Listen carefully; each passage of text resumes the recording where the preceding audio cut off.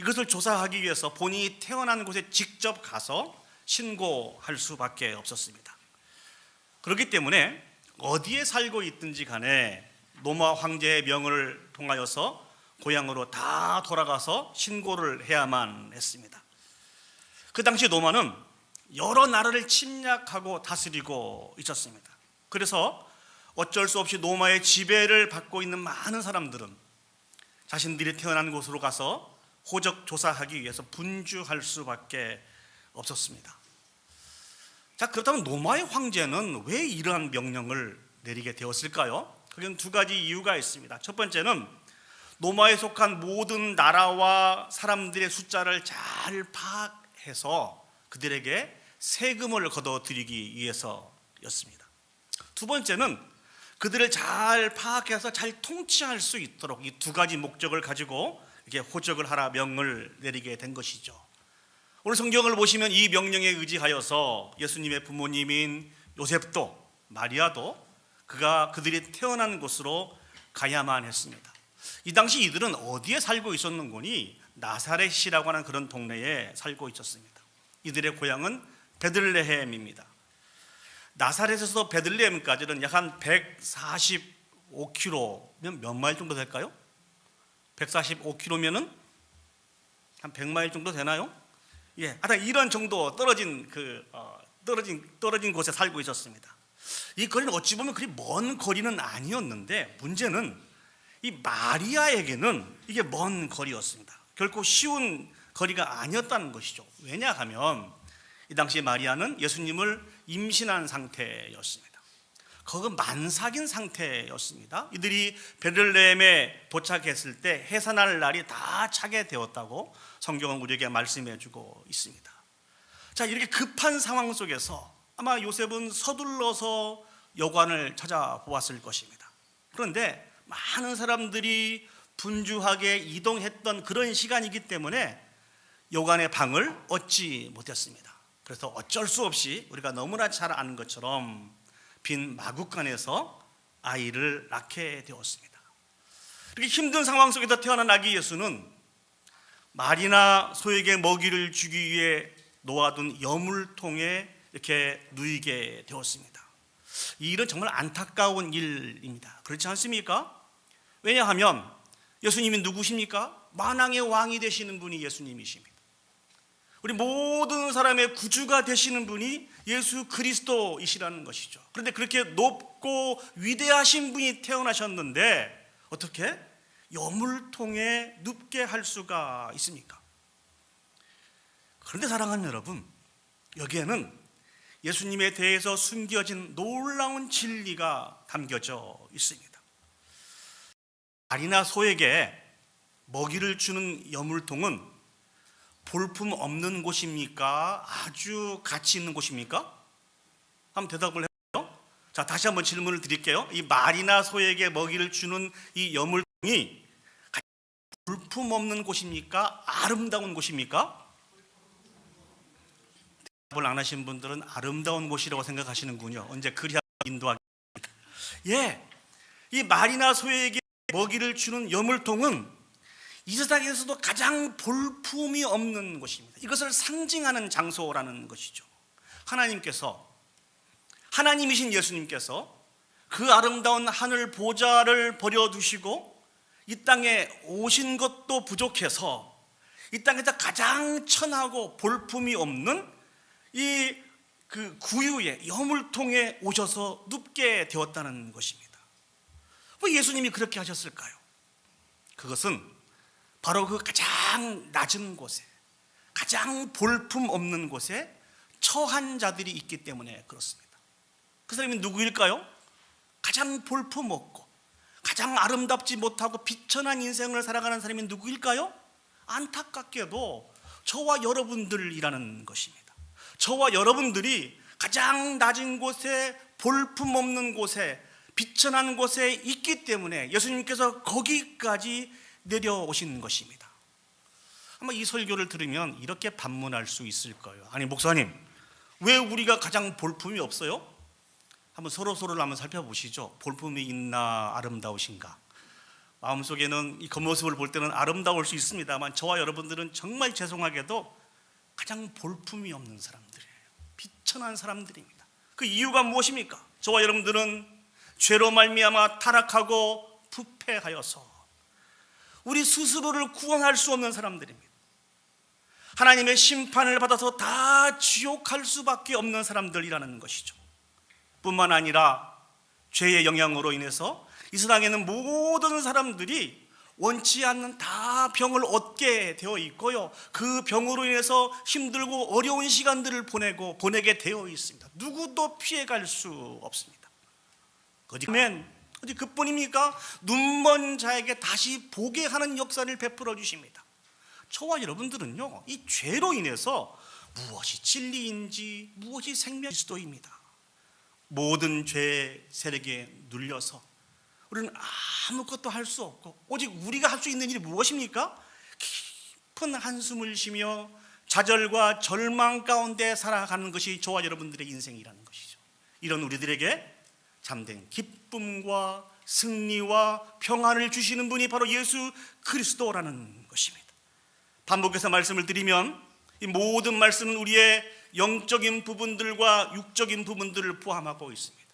예수 그리스도께서 우리를 구원하여 주시고 이 땅에서 죄악으로 인해서 힘들고 어렵게 사는 모든 세력으로부터 구원해 주시는 능력을 주시는 분이 예수 그리스도이십니다. 그분은 우리에게 참된 자유와 해방을 주실 것입니다. 이것이 우리의 믿음입니다. 이를 위해서 오신 분이 예수 그리스도예요. 그런데 여기서 한 가지 궁금한 것이 있습니다. 아무리 그렇다 할지라도 예수님께서 어떻게 우리의 모습까지 낮아지실 수 있으십니까? 아무리 그렇다 할지라도 왜 예수님이 우리의 모습까지 낮아지실 수 있느냐는 것입니다. 예수님은 거룩하신 분이시고 우리는 죄인이기 때문에 그렇습니다. 그런데 예수님은 충분히 감당해내실 수 있으십니다. 왜 그럴까요? 거기는 두 가지 이유가 있는데요, 그 첫 번째는 예수님은 우리를 사랑하시기 때문에 그렇습니다. 믿습니까? 아멘. 예수님은 우리를 사랑하신 분이십니다. 지난 주일에도 말씀을 드렸습니다만 하나님의 말씀에 늘 순종하지 않고 순간순간 우리의 마음대로 고집부리며 하나님의 마음을 아프게 한다 할지라도 하나님께서 우리에게 베푸시는 그 사랑은 바다를 먹물 삼고 하늘을 두루마기 삼아도 다 기록할 수 없을 만큼 크고 놀랍고 위대한 사랑입니다. 그 증거가 무엇입니까? 예수 그리스도를 우리에게 보내주신 거예요. 우리를 사랑하시는 그 하나님은 결단코 우리를 포기하시지 않으십니다. 우리를 방치하시지 않으십니다. 부모가 자식을 사랑하는 그 아비의 마음을 가지고 늘 우리와 함께 하시고 우리를 사랑하시는 분이 예수 그리스도이시고 선한 목자의 심정으로 우리를 돌보시는 분이 예수 그리스도이십니다. 그런데 더 나아가서 예수님은 이렇게 사랑이 풍성한 것뿐만 아니고 매우 겸손하신 분이십니다. 우리를 사랑하시지만 예수님이 겸손하지 않으셨다고 하면 결코 낮아지실 수 없으셨을 거예요. 예수님은 우리를 구원하기 위해서라면, 우리를 돕기 위해서라면 그 어디든지 어느 단계이든지 간에 철저하게 낮아지실 수 있는 분이 예수 그리스도이십니다. 하나님이신 예수님이 인간의 몸을 입고 이 땅에 인카네이션 하셨어요. 이 땅에 오셔서도 많은 사람들의 고난을 받고 죄인이 되셨습니다. 그리고 십자가에 죽으시고 무덤에 장사 지는 바 되셨습니다. 무덤은 어떤 곳입니까?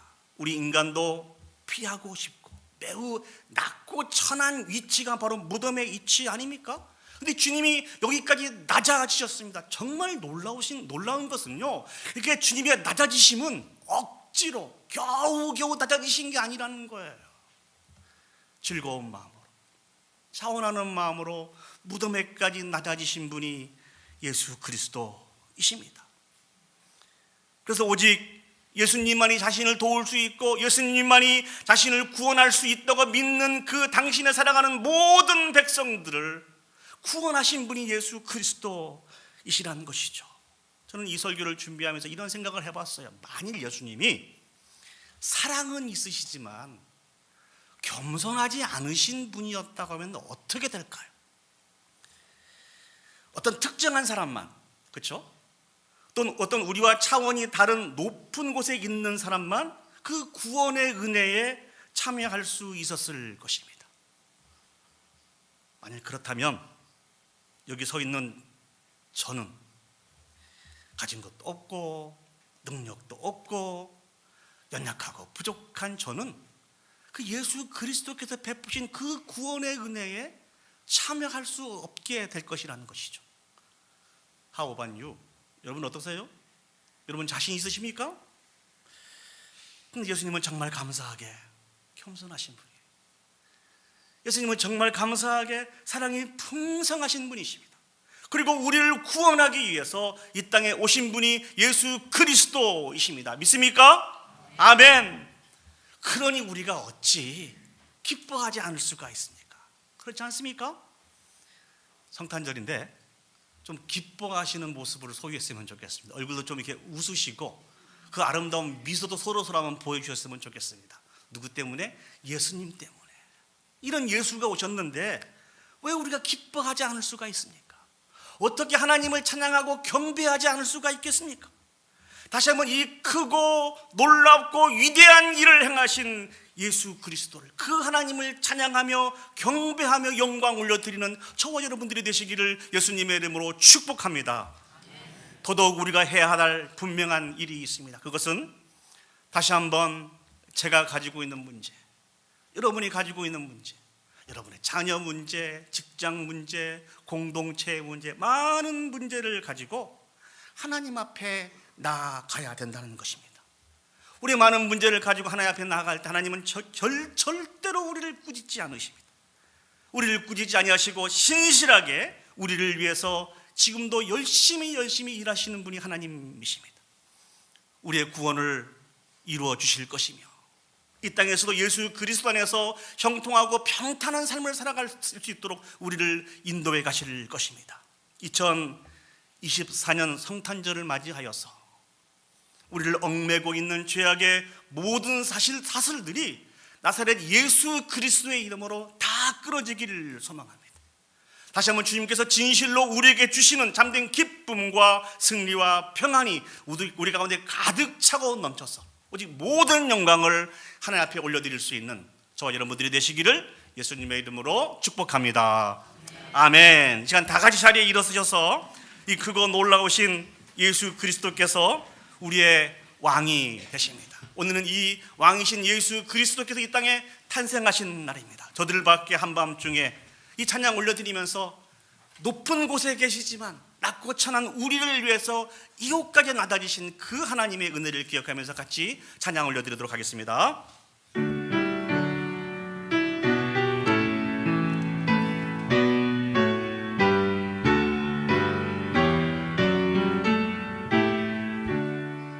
저들 밖에 한밤중에 양팀에 자던 목자들 전사들이 전하여 주나신 소식들 노엘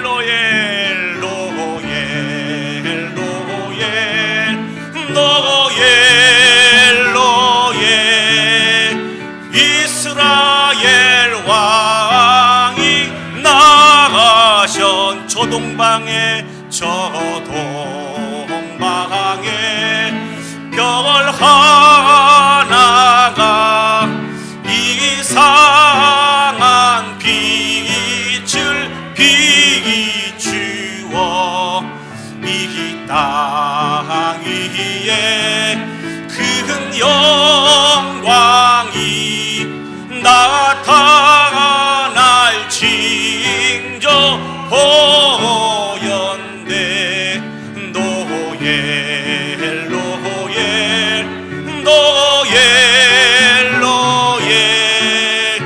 이스라엘 한 별이 그 한 별이 베들레헴 향하여 바로 가더니 아기 예수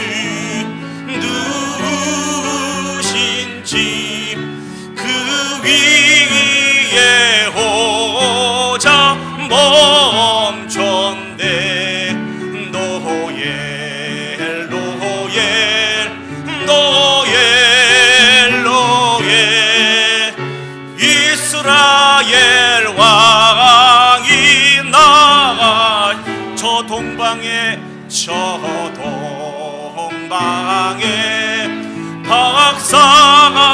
박사들이 새가기 보고 절하고 그 보배가 다 열어서 새 가지에 물 드렸네. 노엘 노엘 노엘 노엘 이스라엘 왕이 다시 한번 하겠습니다. 노엘 노엘 노엘 노엘 노엘 노엘 이스라엘 왕이 나셨네.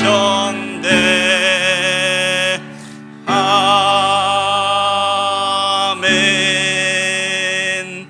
기도하시겠습니다.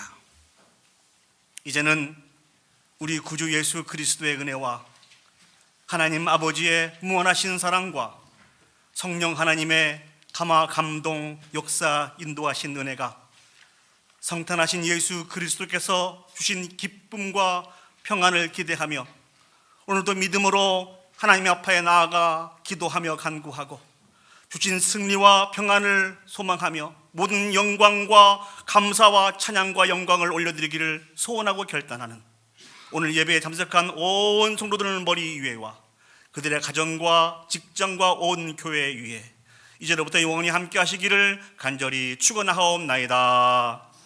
아멘.